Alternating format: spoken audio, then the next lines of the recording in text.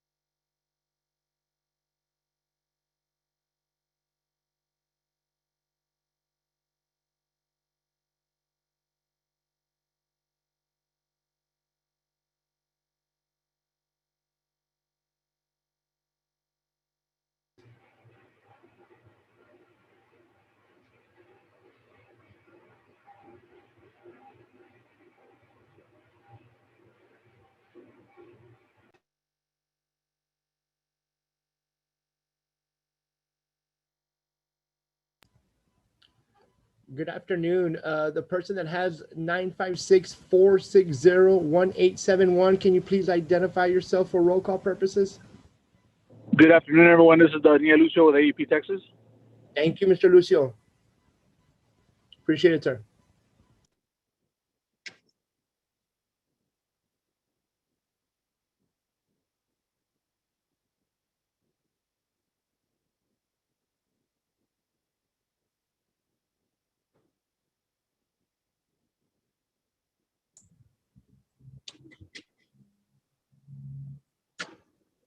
Hello. Hi, Christina. Can you hear me okay? Yes, I can. Just want to check my audio. Yes, you're clear. Does Miss Whitco, can we check your audio too, ma'am? Yes, hello. Can you hear me okay? Yes, I can. Can you hear us? Perfectly, thank you. Great, thank you. Hello, Ann. Glad to hear from you. Hey, Joe, how are you Joe. doing? Good. Good to hear Been a from long you. time. Yes, it has. But we're still kicking, so that's good. Excellent. Well, it's good to see you. Same here. How's the family? How many kids you got? Two? One? Two. Yeah, that's Two, what I yeah. thought. Four. Oh, Congrats. Well, thank good. you. Yeah, my daughter's getting ready to turn 5 here in a couple weeks. Already? And I Wow. got a 6-year-old son. Yep. Man, that's amazing. How has that been that long? Wow. Okay. All right. Then we have Nice to catch chatting up with you. before too long. Yeah.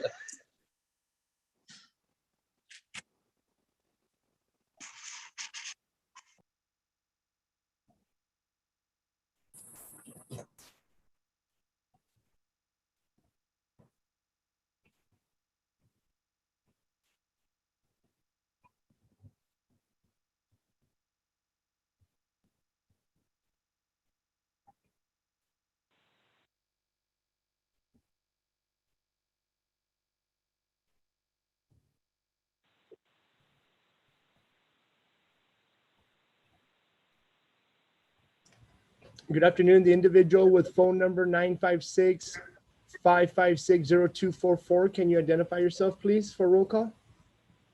Mayor Ledesma from Primera, Texas. Thank you, Mayor. Thank you for joining us. You're welcome, sir.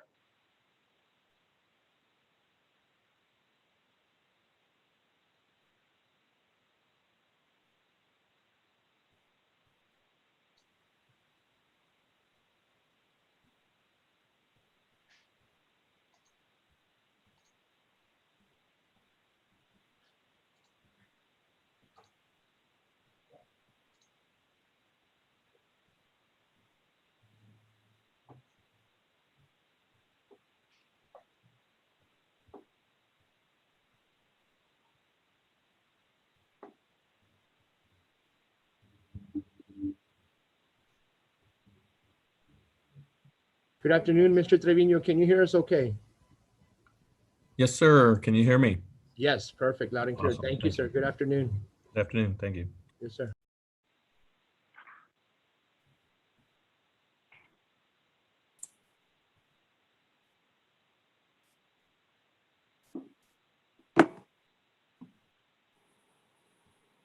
Mr. Caso, can you hear us okay, Mr. Caso?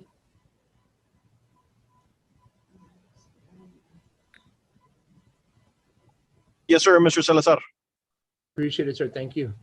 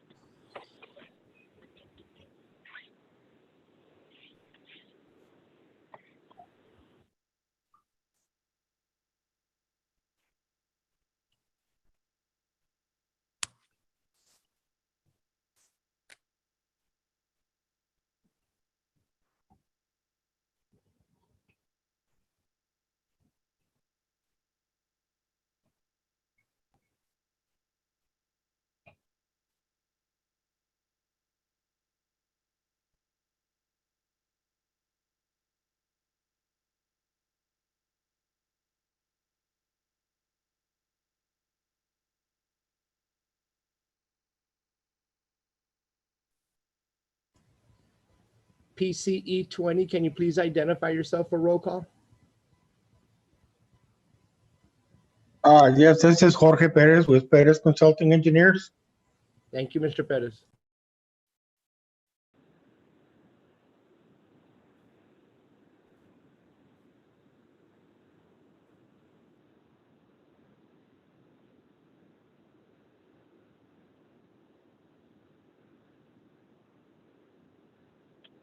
Town of Bayview.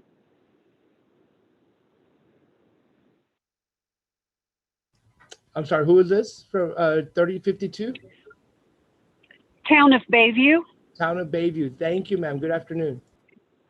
Good afternoon, sir. Thank you. May I have your name, please, ma'am? Genera Lewis, Emergency Management, and Alderman Place 2. Thank you, ma'am. Thank you for joining. Thank you, sir.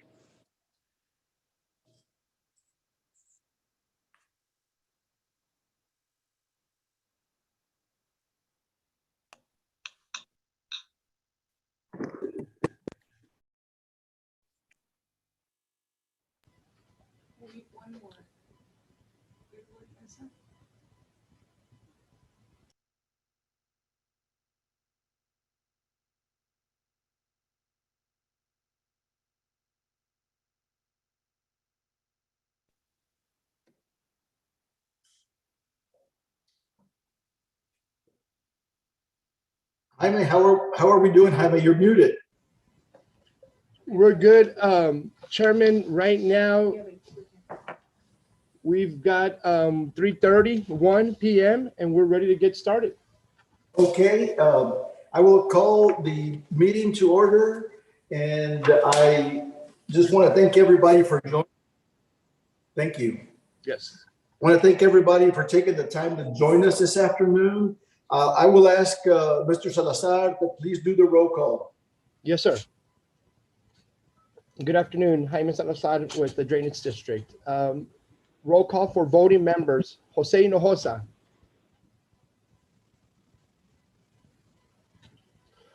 Jose Hinojosa, Joe?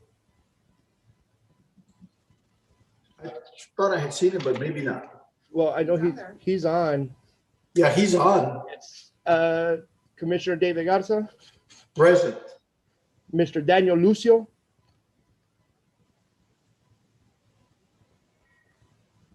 Sorry, I'm here. This is Joe. I got the message blocking my mute. So anyway, I'm good. no problem. Thanks. Thank you. Mr. Daniel Lucio,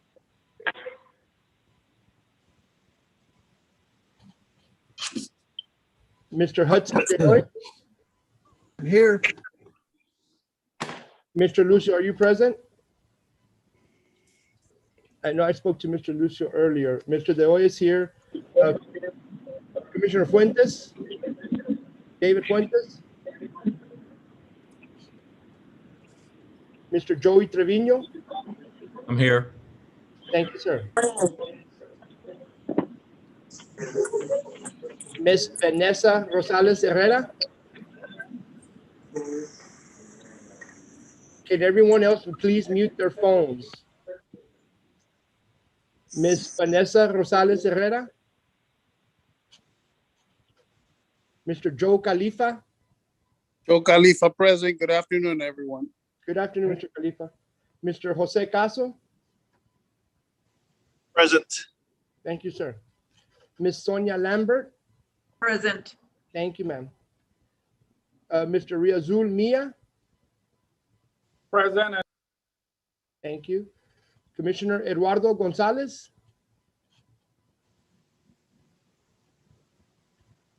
Commissioner Eduardo Gonzalez. Commissioner Raul Peña Jr.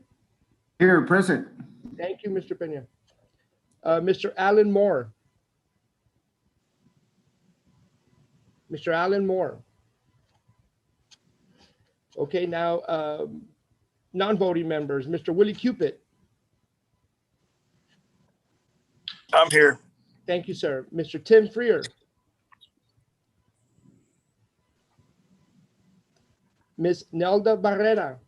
I am here. Thank you, Ms. Barrera. Mr. Adrian Perez. Ms. Shonda Mace. Hi, Shonda is not able to be here, so my name is Sarah Douglas, and I'll be subbing in for her. Thank you, Ms. Douglas. Ms. Megan Ingram. Present, Jaime. Thank you, ma'am. Mr. David Ramirez. Present. Thank you, sir. Mr. Manny Cruz. I'm here, sir. Thank you, Mr. Cruz. Mr. Ramon Macias. Mr. Macias did send a message that he will not be able to attend this meeting. And Ms. Lupita Trinidad Ramos. Good afternoon, present. Thank you, Ms. Ramos. And I see that Commissioner David Fuentes logged on. Chairman, we have a quorum. Present. Thank you, Jaime. Sorry for being late. No problem. Not a problem. Not a problem. Thank you.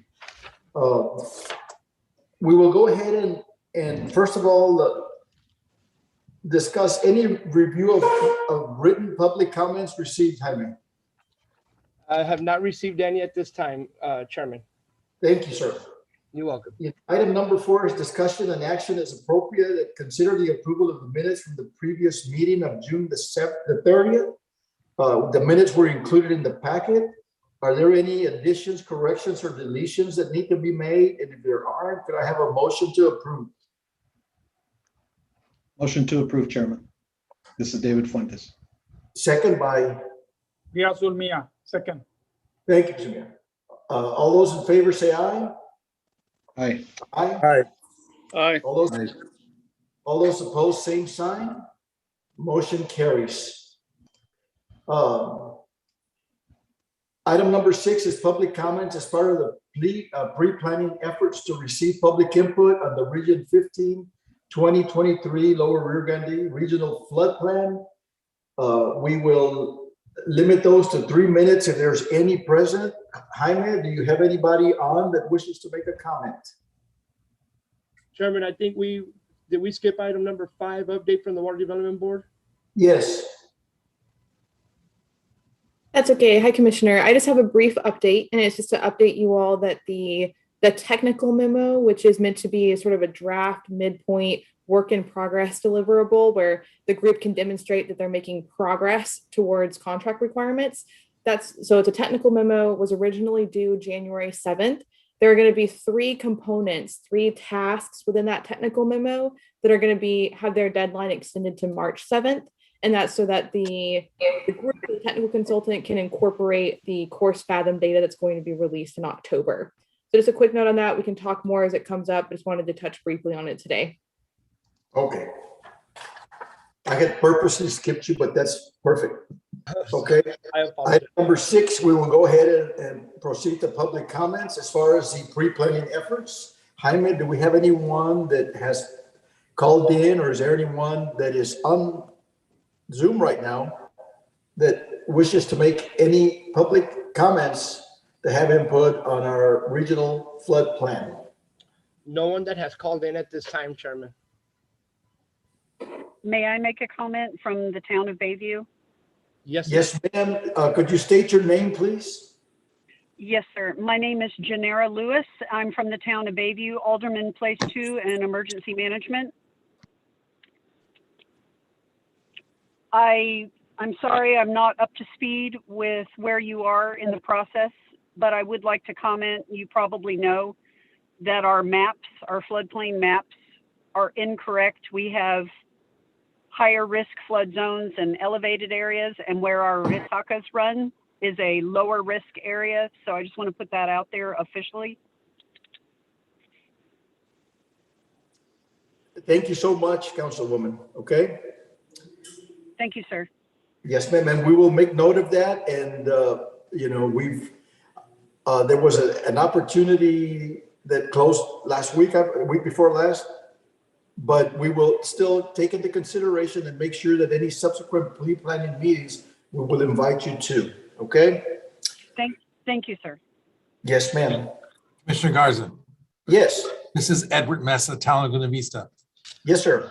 I went ahead and filled out as much as I could to that survey and also did the maps. So I hope, you know, we're included in everything that we presented. Yes, sir. If you have any questions, just let me know. Okay. Thank you. Yes. I'm sorry, what town was that? Laguna Vista. Oh, very good. Thank you. Hi, this is Selena Gonzalez with the City of Primera. Thank you, Selena. Go ahead. Hi, yes, sir. I just wanted to let you know that we tried also to fill out the survey as much as we could, but we did have problems moving forward with it. So I'm not sure what was going on with the survey, but we want to be included as well in anything that comes up. You will be. Thank you, sir. Yes, ma'am. Any other? Jaime, have we gotten calls about people having trouble with the survey? No, sir. Not to my office, Mr. Hinojosa. No, Mr. Hinojosa, it's just like it's kind of like a difficult technical document to be able to answer if you're not totally literate in the lingo of Texas Water Development Board and flood planning and things of that sort, you know? So, but your comments will be taken under consideration. We will make sure that when we have anything else, we will reach out to you for any planning processes or any planning documents as they're developed, okay?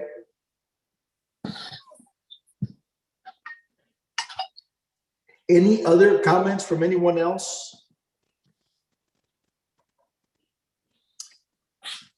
If not, we will go ahead and close number 6 and go to number 7, which is discussion and possible an update from the technical consultant on task 1, 2A, 3A, and 3B.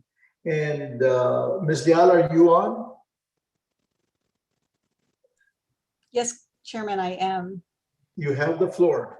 Okay. Jaime, did you want us to go through the pre-planning presentation again, or do you want us to move on? No, ma'am, you can move on to the next item to your presentation.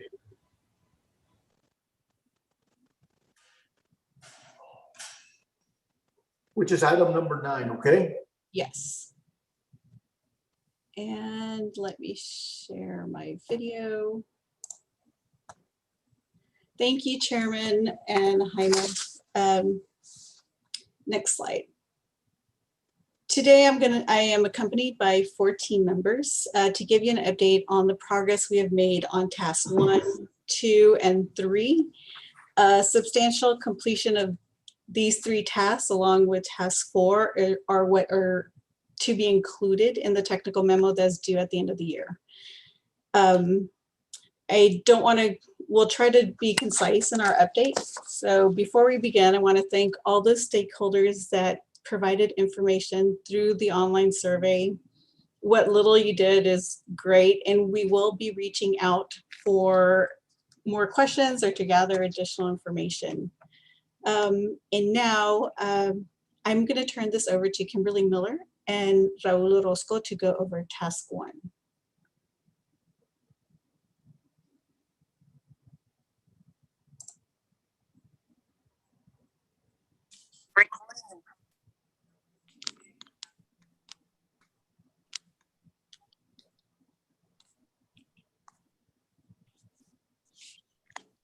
Might have to unmute.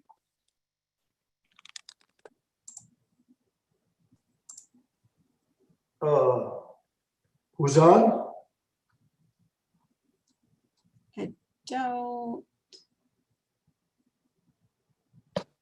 Yeah, hello. I think we're hearing something, but not from the presenter. No, I think somebody's muted or something.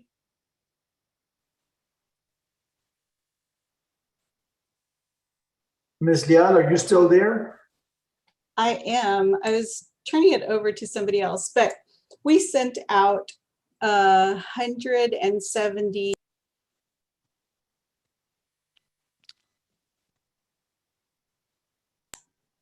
We sent out 174 surveys representing 102 stakeholders. So we mostly sent them to the judges, the mayors, and the listed floodplain administrators. We received 31 responses from 31 entities. So that represents 30% of the people that we sent. And graphically, you can see here where those are. We definitely want to get representation across the entire basin. And for this reason, we will be reaching out to continue to get information. The survey is still active and online. And if any entities feel like continuing to submit that, we would appreciate it. But as we're moving forward and we're filling in all these tables, we will be reaching out.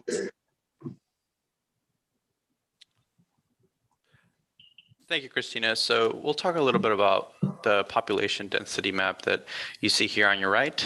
We decided to do this sort of regarding census tract level. I know that initially we had discussed using this more at a HUC 8 level, but we believe that that was a larger geography that really didn't give a lot of context with regard to the planning area as a whole.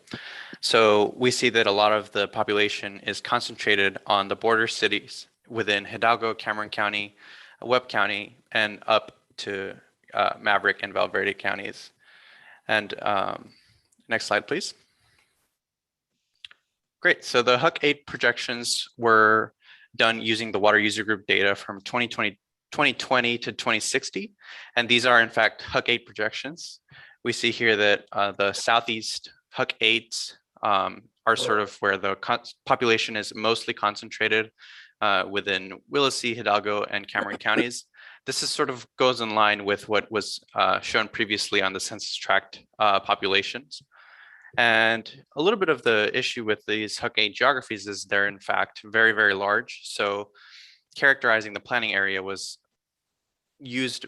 done better with these census tract projections that you saw on the previous map, since they show a lot more specifically where populations are located and where flood management efforts should be concentrated.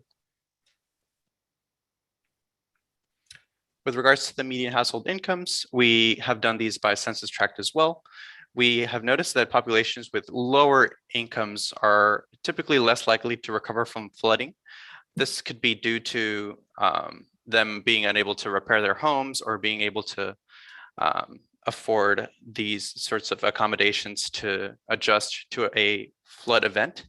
And median household income is one of the factors for determining the social vulnerability index. And this is a good indicator of how many people in fact have flood insurance.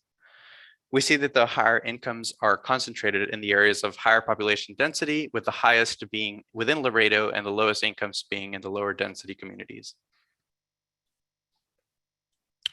So part of characterizing the planning area is determining the predominant industries within the basin. And this is very important as flood mitigation efforts can be focused in these industries. And to complete the analysis, we pulled data from the economic census regarding. Is this Raul? That's right. One quick question. Did you gather any information on losses in the past maybe 5 years through either FEMA or otherwise in the areas that you described on the previous slide? Yes, so we have that sort of information, and that's actually currently being worked over.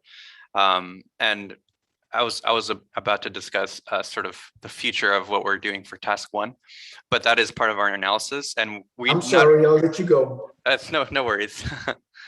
So wonderful. So we pulled this data from the economic census. This is regarding the North American industry classification system for all of the establishments across the basin. And this classification system really allows for more orderly analysis on the status of the economy within the United States. So we performed the analysis using the variables that we deemed most significant for the basin, and these are number of establishments, payroll, and revenue. So we see that retail trade rises to the top when it comes to the most counties, with this industry having the largest number of establishments. While this is important, we must note that some of these establishments may be smaller mom and pop shops that will not have a huge impact on the region as a whole. We see that healthcare and social assistance is the predominant industry in the basin when it comes to payroll. And this is not very surprising as this industry provides some of the highest paying jobs for many communities. However, the loss of income as a result of a disaster would hinder individuals' ability to recover from flooding. And we believe that revenue was the most significant of all of these measures because having resilient establishments with continued revenue streams would allow them to continue paying their employees and allowing people to recover from flooding a lot better. And we see that retail once again rises to the top. And we see that it's overwhelmingly the largest revenue creating industry across the basin, with only one county not having this industry as its highest producer for this measure. So this is just a small snapshot of what we've been doing with regards to task 1. And as Commissioner Garza stated, we'll be improving on this analysis regarding loss, not only for loss of life, loss of buildings, and loss of crops, in fact, is actually part of the analysis that we've been doing. So now I'll actually turn it over to Sam Edwards to discuss the task 2 update. Thank you very much. Thank you, Raul. So task 2 is primarily data gathering and determining what information is the best available data.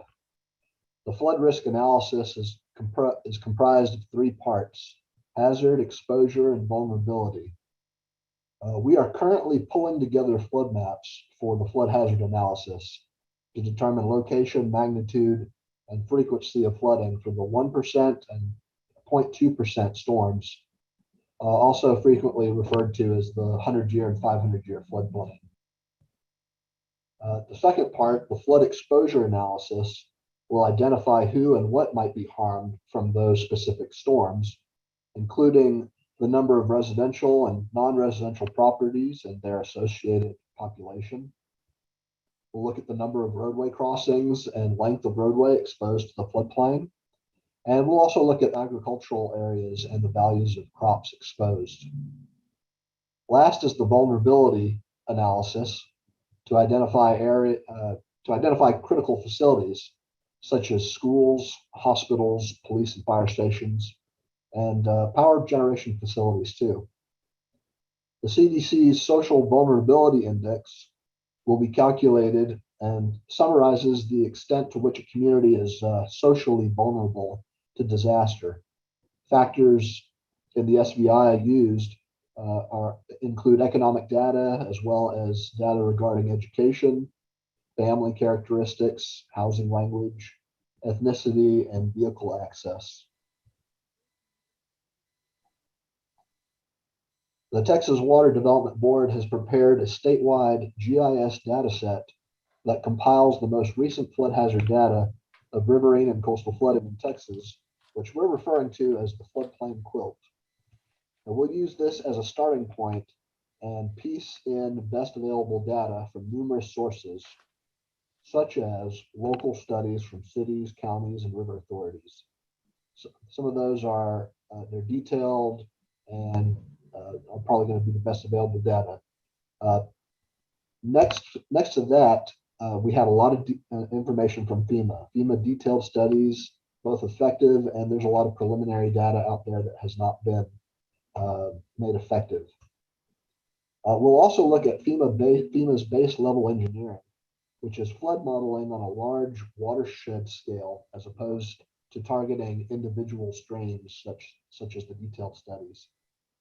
And then lastly, as a potential source to fill in the gaps, we're going to look at Fathom, which is an approximate floodplain developed from very large nationwide 2D hydrodynamic modeling data. But so we're still looking at how well that's going to fit in. So task 2 has been subdivided into 2A and 2B, 2A being the floodplain risk today, as it sits today, versus 2B is what the floodplain risk could be 30 years from now.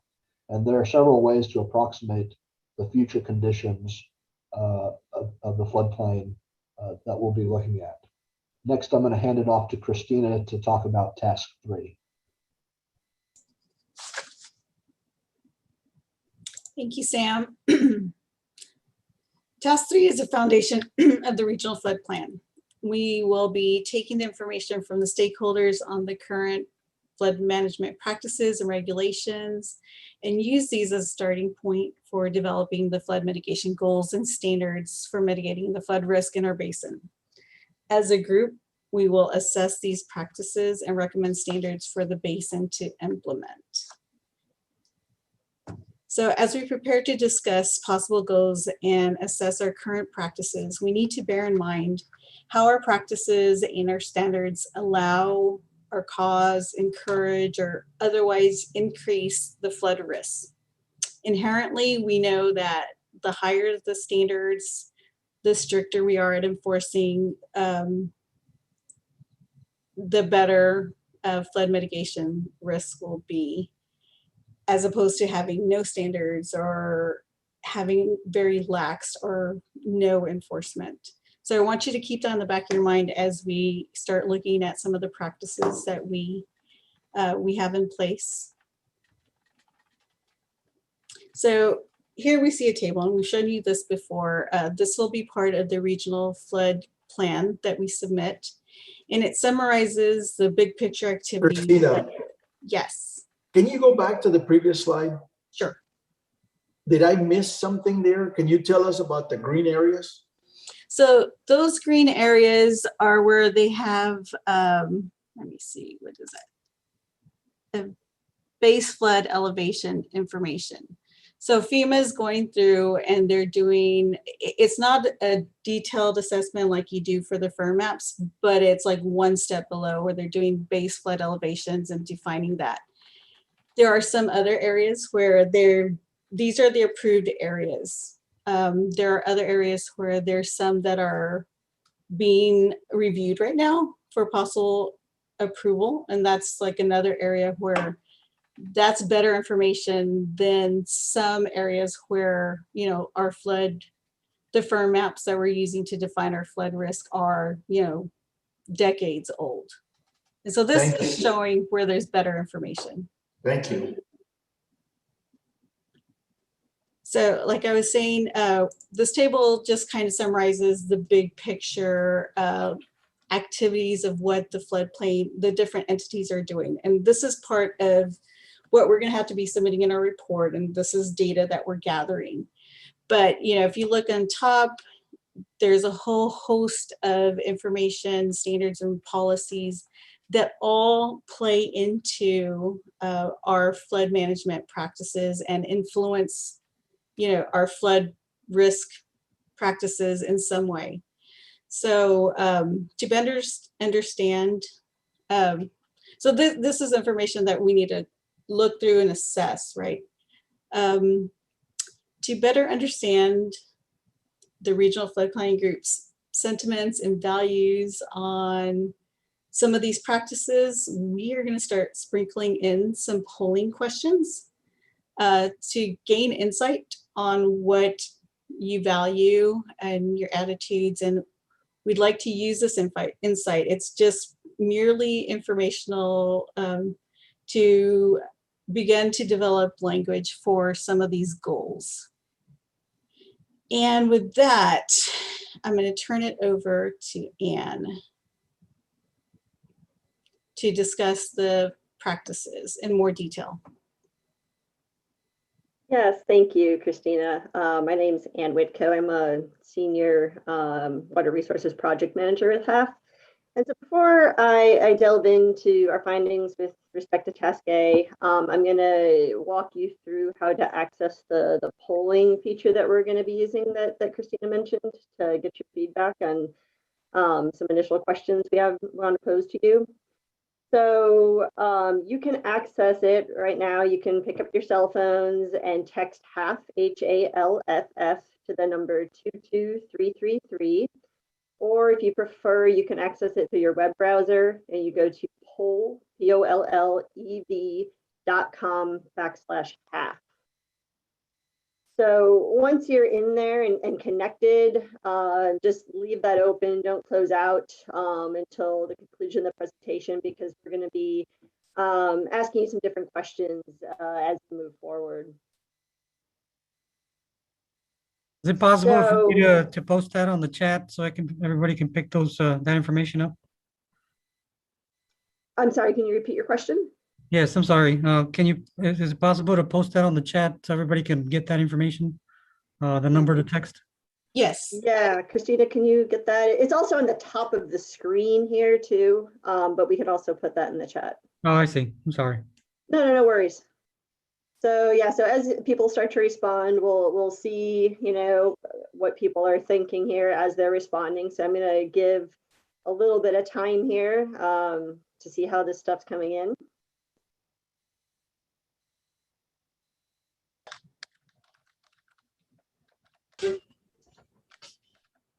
All right, it seems like we're pretty split between a lot of different things here. So maybe this is telling us that everything's important, although it looks like economic and agricultural are, while that might still be a very important thing to consider, is maybe less critical compared to some of the other things that are being presented here.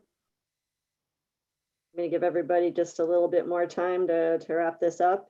And so all of this the data, all your responses will be collected, and this is something we're going to be able to use and consider as we move forward.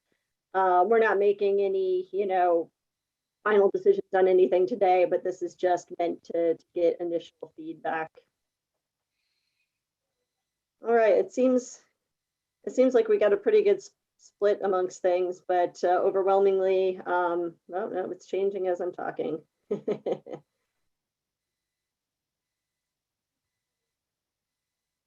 Okay, so inadequate infrastructure is a big concern, followed by loss of human life and property damage. So for now, let's keep going and moving forward, because we have some other questions that we're going to want to ask you. And like I said, this isn't anything to make final decisions, but we'll be able to get your feedback. And if you want, we can send you links to this if anybody doesn't get to participate right now. Next, we'd like to get your thoughts on what you think is more important. Is it more important right now to address existing flood problems or prevent future flood problems, or are they equally important? And so you can go ahead and give us your response by entering A, B, or C accordingly.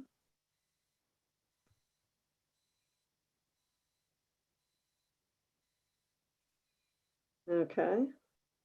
I'll give everybody just a little bit of time here to finish up, but it looks like overwhelmingly we need to be looking at both right now, and that they both have equal importance. So I'm going to go ahead and go forward. Now that everyone's kind of comfortable with the polling procedure, I'd like to take a little bit of time to present where we are right now with respect to floodplain management practices in the region. Right now, you can see that we have a really high participation rate in the NFIP, or National Flood Insurance Program, with 93% participation amongst counties and 94% participation amongst cities. However, when we look at counties and cities that go above and beyond minimum standards, you can see that percentage drops dramatically to 14% of counties and 13% of cities. So we then went on and did kind of like a high level assessment on the relative strength of each county and city's practices with respect to floodplain management. And the way we did this was we said any county or city that is an NFIP participant and is enforcing all of the minimum standards, they get assigned a ranking of low. Any county or city that's implementing at least one practice that exceeds minimum standards gets a ranking of moderate. And then for those that maybe are incorporating several standards greater than minimum standards, they get they'll receive a ranking of strong.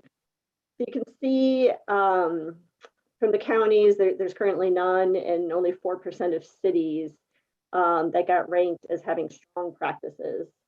So I think the overall message here is that Region 15 is doing really well with respect to NFIP participation and implementing minimum standards, but maybe there's some work to do when we start looking at possible standards that exceed these minimum levels and helping reduce the region's flood risk for citizens. Okay, so I've been talking a lot about minimum NFIP standards, and I want to take the next few slides just to give you a quick refresher on what those minimum standards actually include. So for community to participate in the NFIP, it must adopt and enforce floodplain regulations based on data provided by FEMA. We have an example of a flood insurance rate map, or FIRM, for a portion of Hidalgo County on the side of the slide. And one of the things I'll point out, and that Christina, I believe, touched on earlier, was that, the date that this map became effective, you can see on the bottom, is January 2nd, 1981. And this isn't unusual. This is, we're seeing this pretty consistently across a lot of Region 15. And so this is something we need to maybe think about as we move forward with respect to how or the data that's being used to conduct floodplain management activities and whether or not we might be able to start using better data moving forward.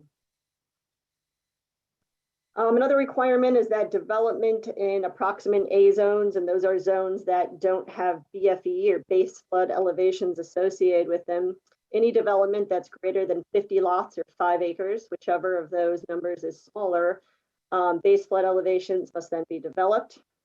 All new construction must be built so that it's reasonably safe for flooding.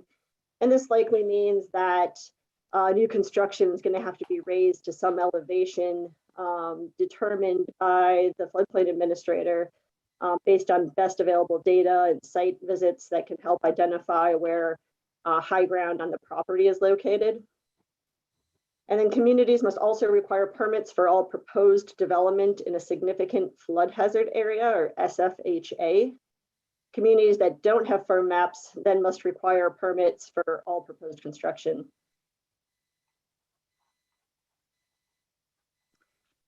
Okay, next we're going to look at development within a floodway.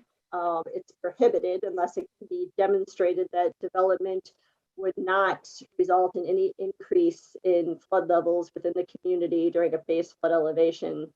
However, it's generally preferred that development in the floodway is avoided altogether. If your community does not have a designated floodway, then development in zones A1 through A30 and AE are prohibited unless the development would result in less than 1 foot change in water surface elevations. And it's important to note that you must consider existing, proposed, and also anticipated future development when you're making this determination.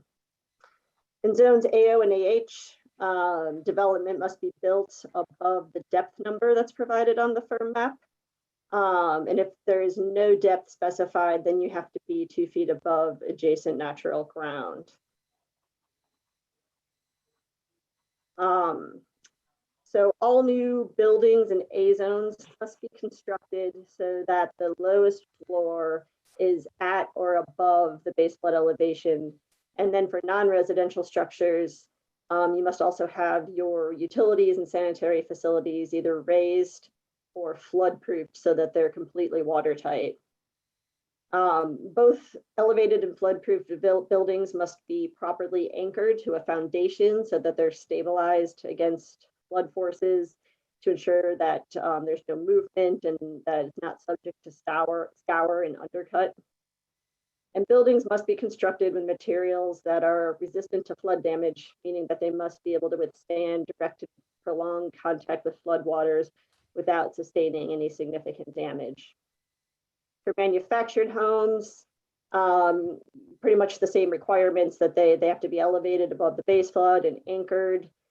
And then the same applies to manufactured homes and recreational vehicles as well, unless they're going to be on the site for less than 180 days, or if they're licensed and ready for immediate highway use. So breaking from the presentation here briefly, I want to get your thoughts on NFIP minimum standards. Do you feel that they're currently sufficient for your community, or do you think we should be looking at something that exceeds minimum standards? Okay. Seems there's we're pretty split here. It's still kind of jumping around. I'm going to give everybody just a few more moments. If you're not sure yet, that's fine. That's something that we can continue to discuss and work through as we move forward and get more of the data from the assessment of the other tasks that are being completed. So, okay, we're almost evenly split between all three. So that's something that we'll have to continue kind of discussing and working through as we move forward. So we discussed how much of Region 15 is adopting minimum standards, but I wanted to give some examples of communities in the region that have incorporated additional measures. So for example, there are several communities that are requiring additional freeboard requirements on new building construction. So instead of requiring that the lowest floor elevation is at or above the base flood elevation, some areas require you to be some distance or some elevation above that. And in region 15, the ones that are doing that, I typically see in the range of 1 to 2 feet above the BFE. I know there's at least one community that has a requirement for stream buffers. And what this does is it creates a space adjacent to the stream channel where floodwaters can rise without impacting development. And typically it incorporates native vegetation that helps absorb and slow floodwaters. And it also has the added benefit of providing water quality benefits and helping to prevent erosion and scour along the stream channel.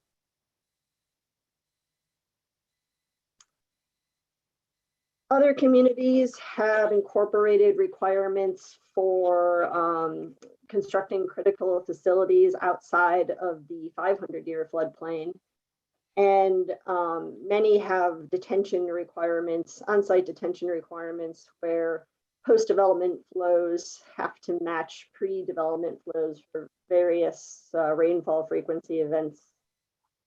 And then finally, there are many communities that also have design capacity requirements in their regulations for both their primary and secondary stormwater infrastructure. And so, for example, there's one region 15 community I know is requiring that the tops of curbs on all new streets can't be overtopped by a 100-year rainfall event for more than 4 hours.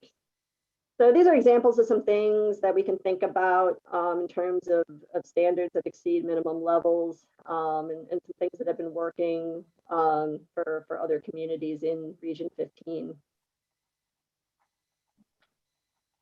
So going back to another question here, I want you to think about your own area's flood management guidelines, and on a scale of 1 to 5, where 1 signifies a low level of effectiveness and 5 is a high level of effectiveness, how effective is your area's management guidelines in mitigating existing flood risk?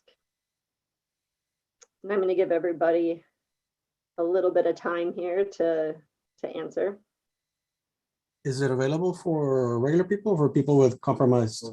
Yeah, anybody should be able to access this right now. ¿Quién lo mandó? Ah, aquí está. For those with county residents only, Fairgrounds Pavilion, August 25th. I'm not going to be here.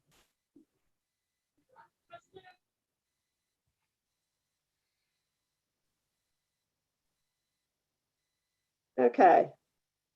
So I think it looks like most people feel like, that the existing guidelines are doing, a moderately good job of mitigating flood risk.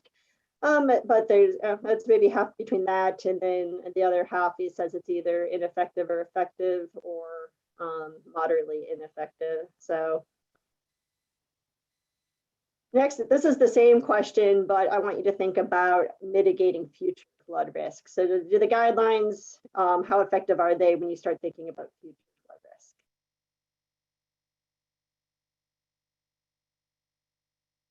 And we have that same 1 to 5 kind of scale, with 1 being the lowest level and 5 being the highest level.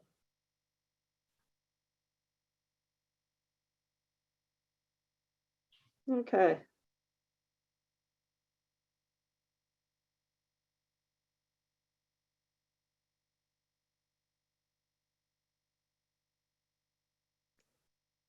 Well, we're all over the place on all of these. And that makes sense, because I think a lot of different regions have different standards that are being utilized. And so it makes sense that, and then some areas are more in more higher risk areas than others. Okay, so let's move on here. So that was the summary of Task 3A and kind of gave us a sense of where we are currently with respect to floodplain management regulations. And next, we're going to be going through the process of setting goals for the region to help determine where we want to be moving into the future. I know that you've seen this slide before, but I want to take just a moment to briefly review our process for setting goals and how they relate to Texas Water Development Board objectives and the development of standards. Ultimately, we're tasked with developing overarching goals for the region. one of which must include the Texas Water Development Board mandate of protecting against the loss of life and property. So what we're going to present today and ask you to think about over the next couple of weeks, types of short and long-term goals will help the Region 15 meet this mandate. These goals may be achieved by implementing infrastructure protection guidelines, land preservation techniques, or adopting minimum standards, to name a few. But later on, we're going to discuss how setting standards can help meet to achieve these goals, both short-term and long-term. So to get us started, thinking about the goal setting process and the types of benefits that Texas Water Development Board would like the regional planning group to consider.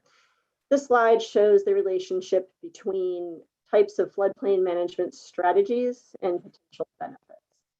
The strategies are characterized in data submittal guidelines for regional flood planning and include education and outreach, flood warning and readiness, flood studies and analysis, regulatory and guidance, property acquisition, structure elevation and flood proofing, and flood infrastructure projects. All of the evaluations, strategies, and mitigation projects that are implemented in the regional flood plan will fall under one of those categories for future funding pursuits. So to better understand this table, let's take a look at that first column for education and outreach. The black circles that are completely filled in represent a direct benefit, and circles that are only halfway filled in indicate a potential benefit. So generally, education and outreach strategies are designed to increase public awareness and build community support, which you can see at the bottom of the column there with those two completely filled in black circles. However, they also potentially have the possibility of providing additional benefit by way of protecting life if the education and outreach strategy has the effect of individuals or groups of individuals removing themselves from harm's way prior to a flooding event. So I just want you to be thinking about these categories and how they relate to different set of benefits as we go over the next two slides here. So this slide is showing some of the current objectives that Region 15 communities have already incorporated into their adopted floodplain management ordinances.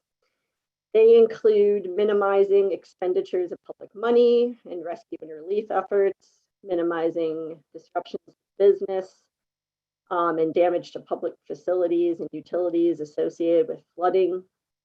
Many Region 15 communities are concerned with ensuring that property buyers are informed of potential flood risks and that sound construction activities are being utilized for new development in the region.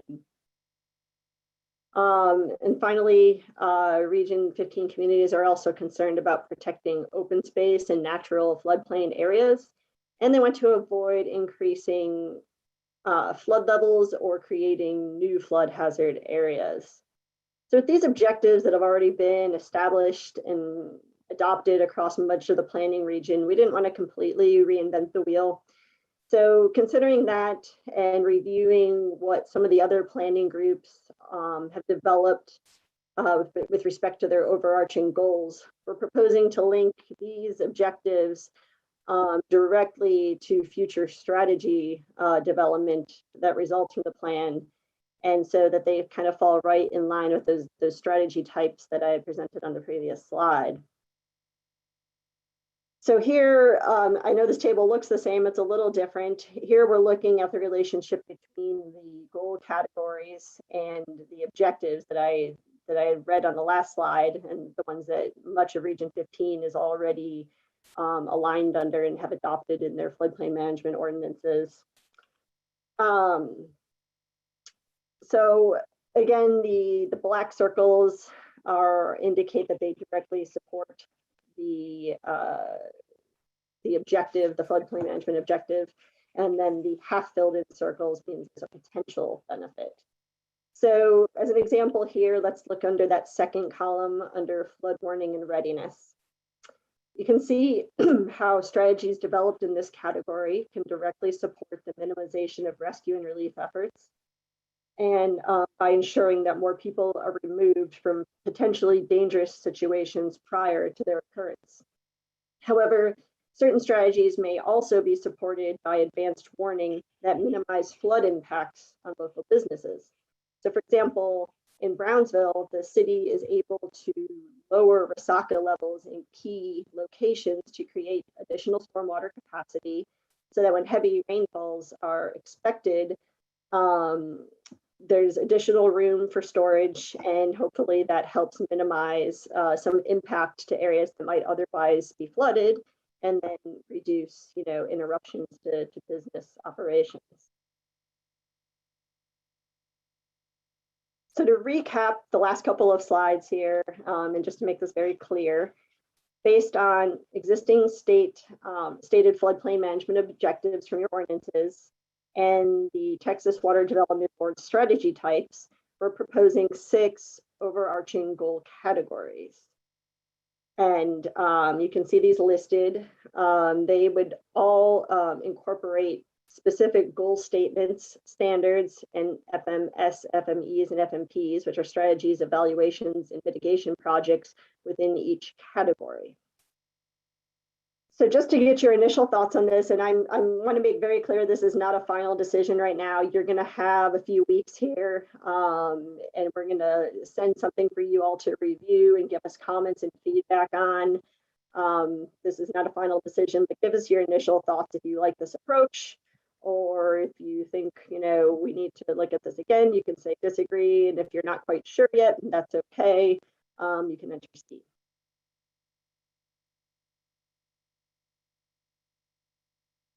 I'm going to give just a couple seconds here. It doesn't look like much is changing, so I think it looks like most people agree with this approach. And but like I said, you will have an opportunity to give us specific comments on this over the next few weeks.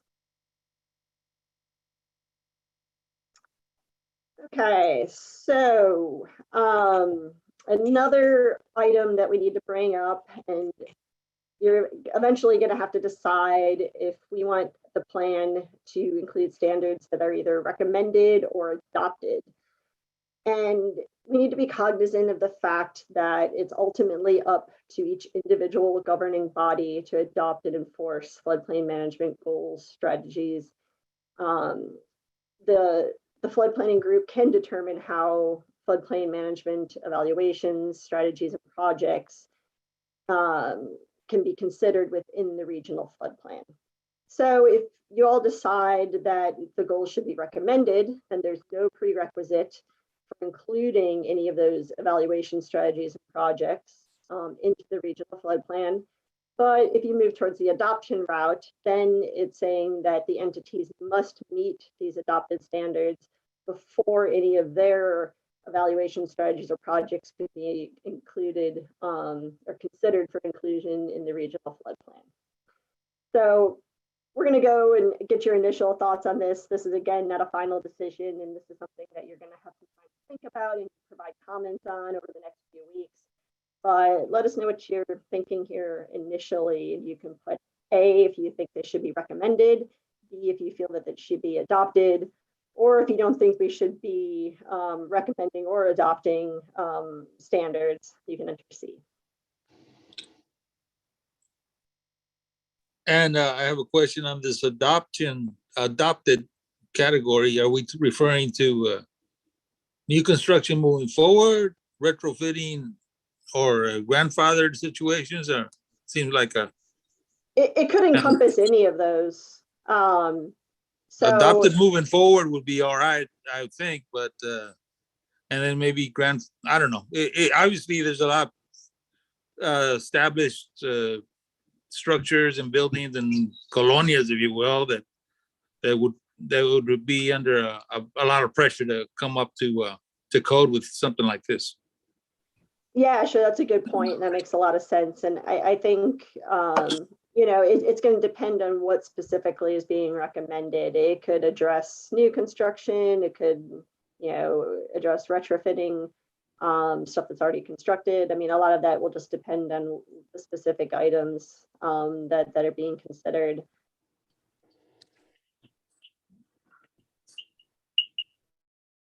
All right. Thank you. Yeah, sure, no problem. So it looks like the preference here is for recommended at this point, although there are some, still a pretty substantial amount that feels they should be adopted. But like I said, this is just to get some initial feedback on your thoughts, and you'll have an opportunity to provide comments on this. They should be recommended for adoption, probably. Yeah.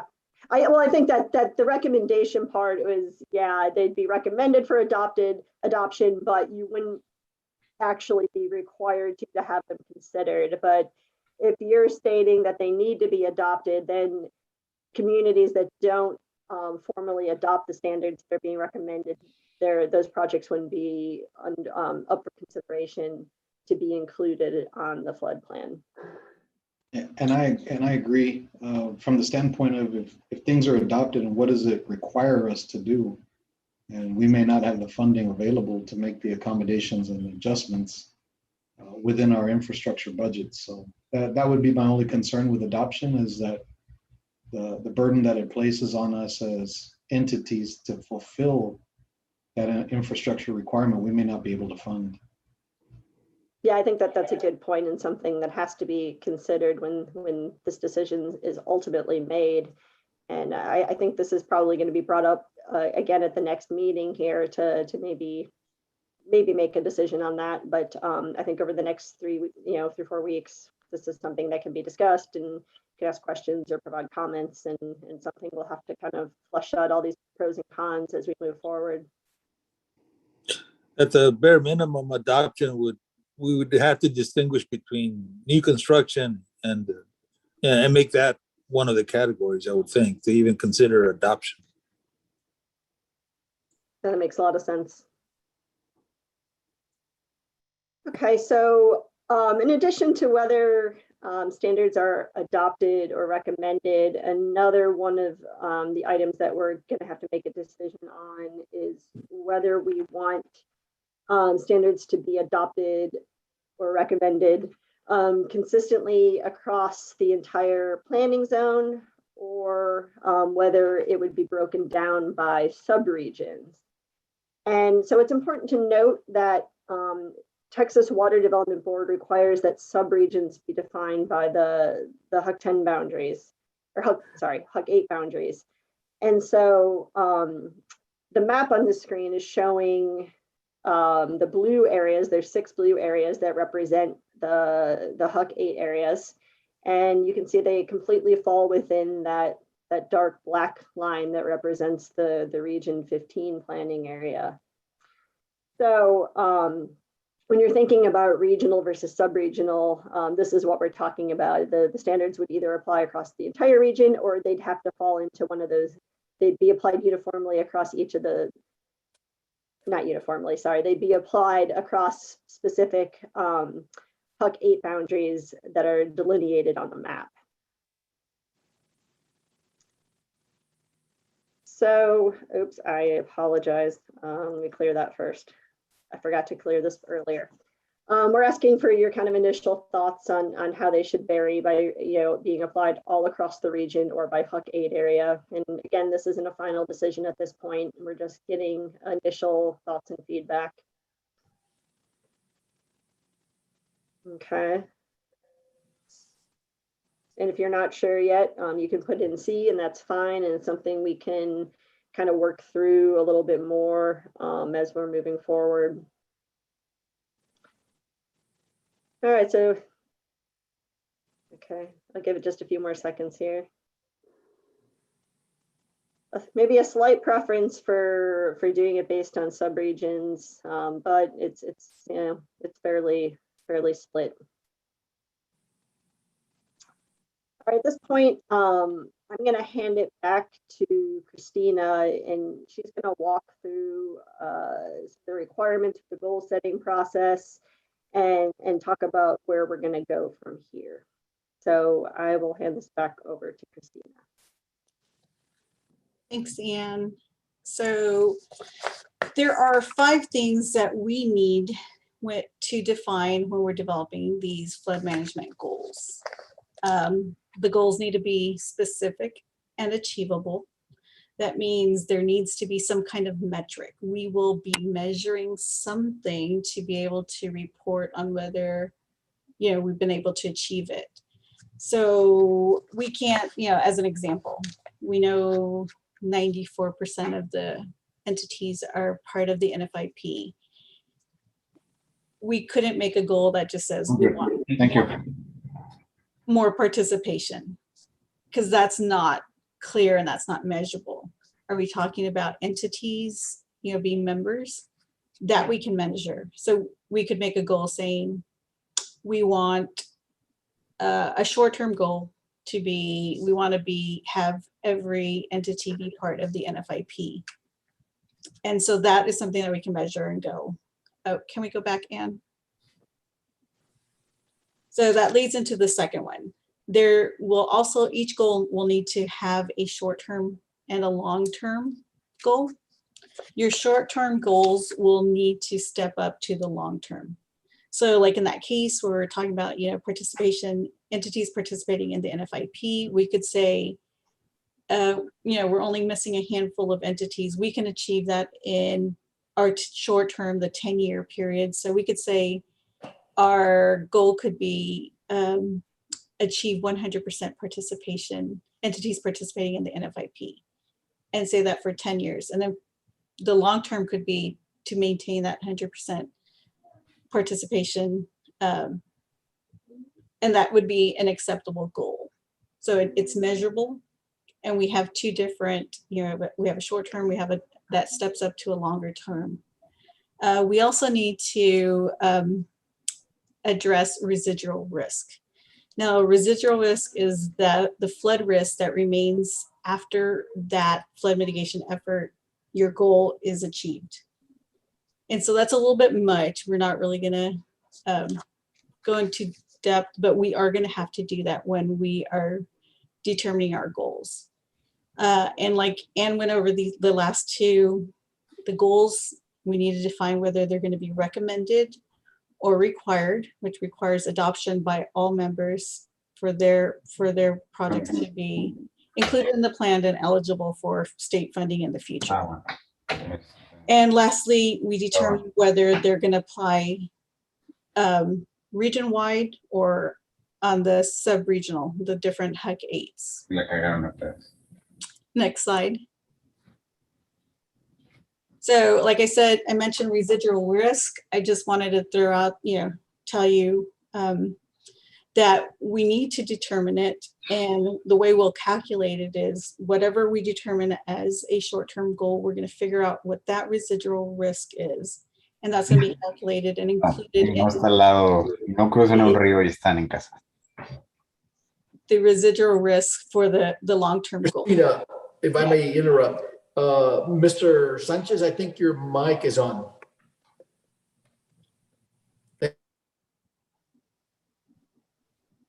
Go ahead, Christina. Okay. And so that really was what I wanted to say is this is how we're going to go through and determine it, but we're not going to spend a lot of effort on that until we've really honed in on what our goals are. Once we have a smaller and a better idea of what kind of goals we're going to look at, then we'll start defining what this would look like. So next slide. So now you, the Regional Floodplain Group, are going to be given homework. Probably the email will go out today, if not tomorrow. What we've done is with those 6 categories that Anne went over for the goals, we've prepared a list of draft goals based on those categories. We didn't prepare many there. So we try to make this effort very painless. What's going to happen is you're going to receive a Google form. And so, you'll go through and read it. You'll have options to comment on the language that we use for the proposed goal, whether you like it or not. And then we've given you multiple choice answers for short-term and long-term goals, just as a starting point, or and there usually ranges. There's also opportunities for you to write in your own goals, your own goals, and your own also your own ranges for your short-term and your long-term goals. And I don't believe we're asking about whether you want them regional or not. But those are, it's just to begin the the discussion so we can start developing a list of draft goals. Along with your homework, we're going to give you like a little study guide. It's like a 1.5 page summary of what we talked about, like the different metrics that we need to be considering, and more description on what those categories are. So as you consider this, you have like a summary of what our technical guidance, the Water Developers technical guidance was, and what we've talked about. And at the end of each section, so we propose 1 or 2 per section of the 6 sections. And at the end, you'll have the opportunity to write in your own goals. So the thought is, I'd love to be able to come back with this list and then have a working list. We can scratch any ones that really were not favored by anybody and propose new ones. But that's really what all this whole presentation is we're going to need your input somehow so that we can actually have a good working discussion on these draft goals next month. And here, that was just an example, like the one we talked to, the NFIP. And it's not going to look tabular like that. It's going to just be like a survey. So you could go through it quickly. And this slide just shows you where we are on the schedule. We've gone through the goals, and we're on task. You'll get your homeworks with the draft goals so that we can hopefully have a good discussion next month. And next slide, Anne. I have a quick question. I noticed on one of those survey questions about Monday service fee, utility fee for drainage. I mean, people pay taxes for drainage already. Are we talking about something else there or what? No, some, yeah, these are just some drafts that are out there. Yeah. Some entities actually charge an additional utility fee, which they turn back around and invest in improving their drainage infrastructure. That might be one of the examples where you might have to explain that a little bit, the nuances of something like that, so people aren't confused. I know I was when I saw it, and I'm sure there's other. I just briefly picked up on that one.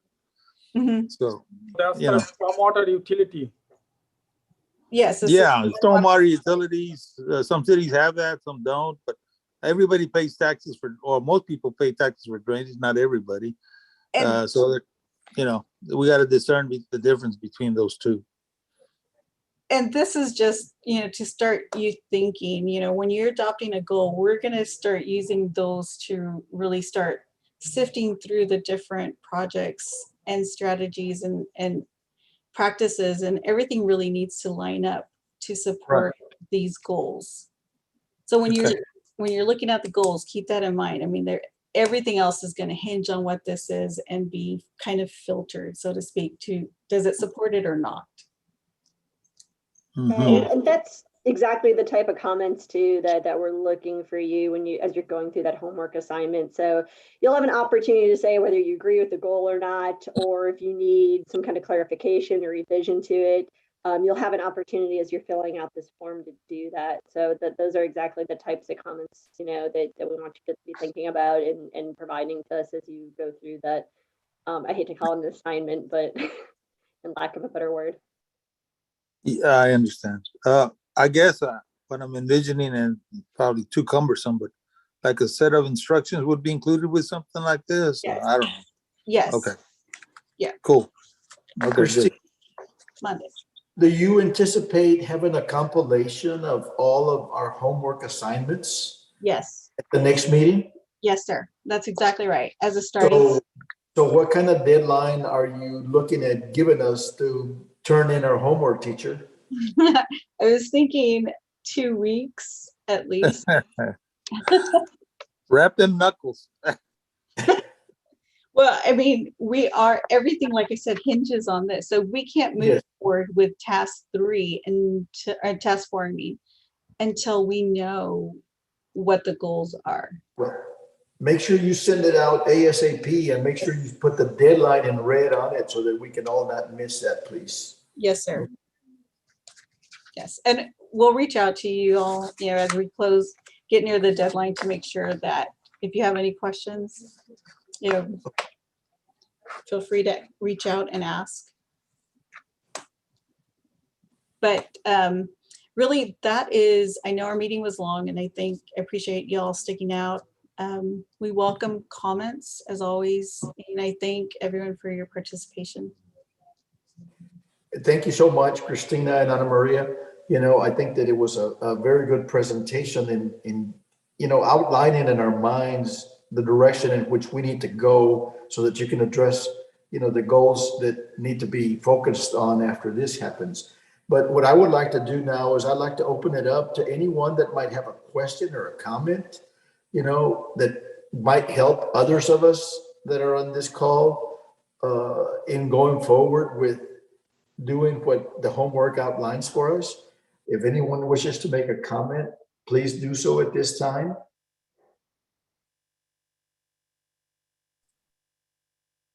What may actually help for building inspections, you could request a third-party inspection. I know Texas has made it in chapter, it was either 245 or 233, that you can make the landowner hire a third-party inspector for at least the interior.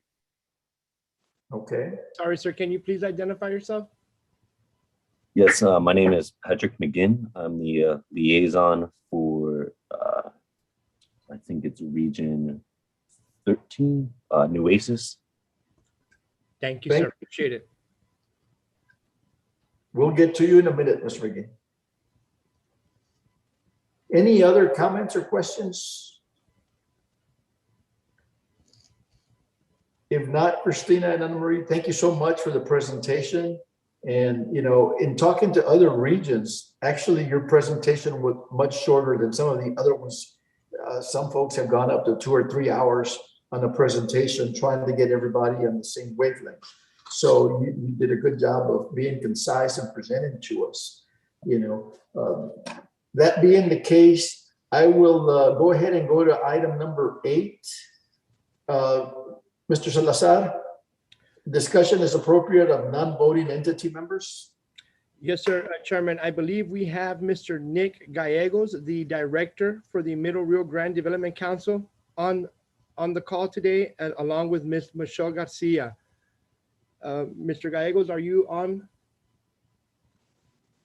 And can you please introduce yourself, please? Yes.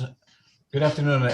I am on. I'm Nick Gallegos with the Middle Rio Grande Development Council. We're headquarters in Carrizo, but we cover all the way to Del Rio, Eagle Pass, Cotula, all the way to Leakey and Rock Springs and everything in between Uvalde and Kinney County. Michelle's on board as well. She is our director of planning, and that's why she was selected or volunteered to be on this committee. So Michelle, are you there?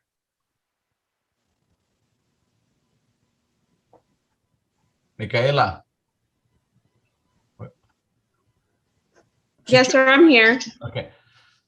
Michelle lives in Eagle Pass, and she's the director of planning. She's been there for with the organization. How many years, Michelle? 8, 9? I've been with Middle Rio Grande for 8 years now. Okay. And I want to thank Manny for asking us to join. So thank you all so much. And that's about it. Thank you so much, Mr. Gallegos, and welcome, Michelle. And Manny, as always, thank you for reaching out to them and getting them on board. We appreciate, having you in our discussions and planning process, Item number 9 is discussion and update as it relates to the Texas Open Meetings Act requirement. And we have a short presentation by the planning group sponsor, I will say that Jaime and I participated in a call at 1 o'clock today with the Texas Water Development Group. They brought us all the sponsors and chairmen together for just a question and answer. But I'll let Jaime tell us what our direction is that we plan to follow in regards to subsequent meetings that we have and how we want to facilitate that process. Jaime? Thank you, Chairman. And I'll start off the same way we started our last meeting. The suspension of certain open meeting requirements, which was made necessary by COVID-19 disaster, is being terminated as of 12:01 a.m. on September 1st, 2021. Beginning that date, a governmental body may not rely on that suspension and must comply with all applicable open meetings provisions of Texas law. So we forwarded the Texas Open Meetings Act and the new requirement to our legal counsel. And based off of our discussions, Chairman and committee members, moving forward after September 1st, I think that our team has done a great job with the meetings as we have been hosting them. We will continue hosting the meetings the way we are via Zoom. The only requirement moving forward is going to be, of course, the presiding chair, in this case, Chairman Garza, we're going to have a public facility where he can preside over this meeting and where members of the public can come in and view the public meeting during that time. So in discussions with Chairman Garza, we decided that we more than likely have it here at the Drainage District office. We do have all the technical audio and visual in place to comply with the Texas Open Meetings Act. One of the things that we're asking moving forward, and it's going to be a requirement, is that all voting members have to have a camera visible at all times, or you have to be visible at all times. So it has to be directly facing you. So I know that we have a lot of committee members that don't turn their cameras on during the meeting. After September 1st, we're gonna have to do that. If you are a voting member, the camera must face you at all times. Your audio will also have to be on.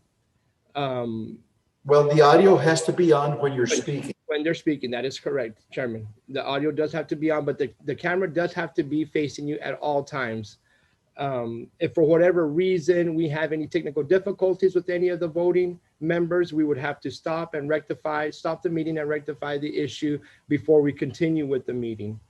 I also know that a lot of us either don't have our names or have a logo or our entity. We're going to have to rename that. And obviously we work through Zoom. So if you click on your little button where your picture is right now, you'll see 3 little dots. You're able to rename. You'll have to put your actual name on there if you don't have it already. For those of y'all that call in just through phone, that won't be allowed anymore. We'll have to have the video also, like I said, facing you. So I know we have unless you have a smartphone, yes, sir, that has audio video capabilities. That's correct. It can be displayed when you call in. Then you can. Video has to be facing you at all times. Yes. Right, sir. Other than that, we've kind of been working and doing it with all these meetings that we've held in the past. So it's kind of business as usual for us, other than having to relocate chairman and make sure he's in a facility where we have a screen, for anyone that wants to come in and view our meetings and leave it open to the public. So we do have those accommodations here at the district, and we do have that technology. If for whatever reason any of our voting members do not have the devices or the cameras that they need, please contact me. You can call me here at the office at 956-292-7080, or contact me via email, and I'll be more than happy to assist and see what we can do to make sure you have all the proper accommodations moving forward.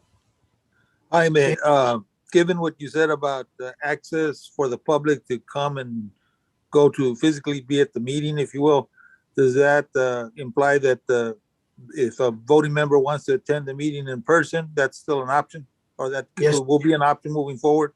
That is an option for us. Obviously, we'd have to have it set up here at our facility, so you could have your own camera, and we can make that work.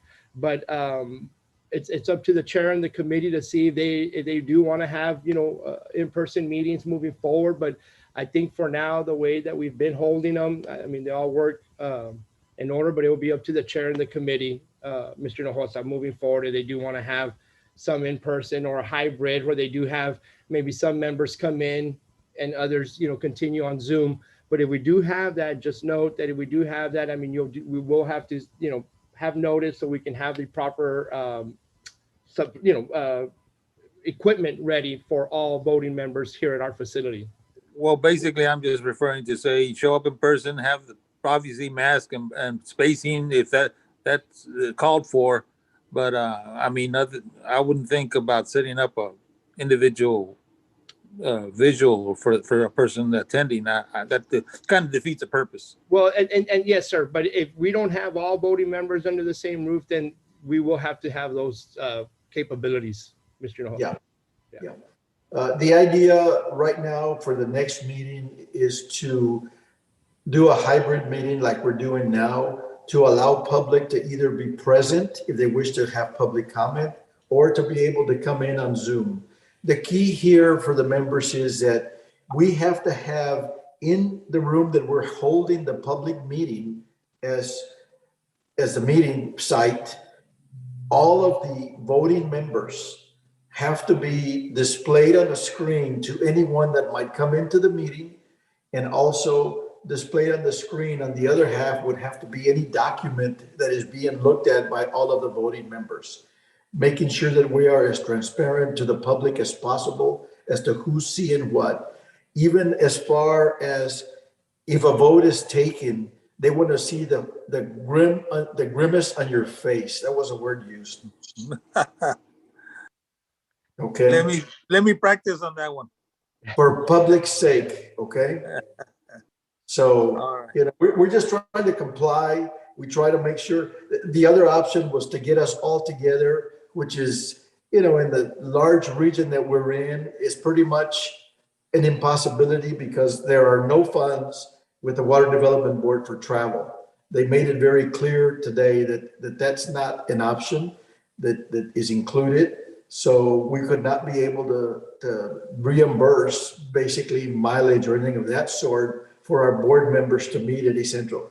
The one thing that we can do and move it into the future is if Mr. Mia over there, maybe I'll wake him up, if he wishes to have a meeting where he wants the chair in person there and he sets it up in an area that is conducive to what we're doing, we can go ahead and have the meeting in Laredo, the public meeting, and everyone else can be wherever you're at today. And I would be the one that would travel there to go to conduct the meeting there publicly if we wish to do that, or in any other area of our region 15.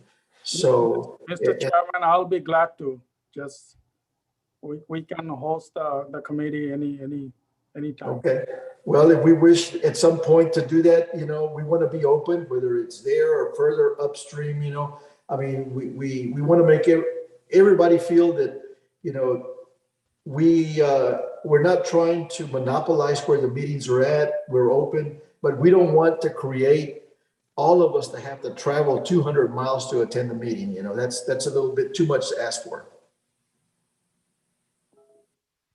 Or if we want to travel that fast, we'd rather go to Eagle Pass and have the meeting at the casino. Yeah, definitely. As long as they have the proper AV equipment, there is no problem there. Sound like a plan. Okay. Any other comments in regards to the meetings and the meeting process? And, I mean, this Delta thing is not a good thing. So we need to be all cognizant of that. We've got to protect ourselves as much as possible and protect others more so. So. Understood. Chairman, with that, if there's not any more questions, that's all I have. And if any updates become available, I'll email them out to the group as it relates to the item. Thank you, Jaime. You're welcome. Just a final question. When do we expect that homework that we discussed earlier? Within the next few Tonight. days? Or? Tonight. Yeah, tonight. Okay, fair enough. Thank you. Okay. We're going to go ahead and go on to item 10, which is public comment from the public. Is anyone on with us at this time that wishes to make any public comment from the public side? I have no one on calls, Chairman. I don't know if anyone in the Zoom meeting would like to comment. Doesn't appear so. On item number 11, we will email you all, the date, agenda, and time of the next meeting. I would anticipate the meeting being probably 4 weeks from today, but I need to look at the calendars and make sure that the facility is available, our sponsor facility. I need to make sure that, everything is in place. And I'd like to visit with Christina also so that we can go ahead and post it, and with Morgan. Okay. Sounds good, Chairman. There being no other business, do I have a motion to adjourn from someone? I make that motion, if you will, Joe Hinojosa. Thank you, Joe. Thank you. Second, was that you, Sonia? Yes. All those in favor, raise your hand or say aye. All those opposed, say aye. Thank you so much for all the time you gave us today. And thank you, Jaime, for setting it all up. Okay. Thank you, everyone. Appreciate it. Yes, sir, Chairman. Safe day. Y'all be safe. Stay safe. Thank you, guys. Thank you, Commissioner.